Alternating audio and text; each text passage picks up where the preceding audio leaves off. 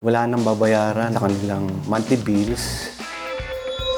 Kasi Napoleon Seryosa, ang mission po nito is makapag-provide kami ng top-of-the-line na services regarding renewable sa mga kliyente namin. Meron ho kasi tayong batas yung RA 9513 o yung net metering program. Kung meron kang any form of renewable, and lahat ng nai-feed mo doon sa electric provider mo, binabawas yon sa monthly bill mo. Ngayon kapag natapatan natin yung kilowatt na kinukonsumo ng kliyente, malaki yung chance na ma-zero talaga yung bill ng client. Okay, si DSPI, ang mga naging client na nito, mostly mga businessman.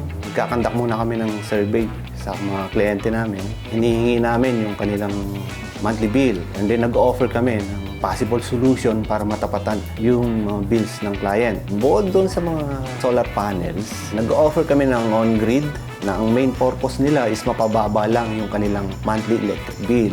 Off-grid, ino-offer naman namin ito doon sa mga lugar na wala stable na supply ng kuryente.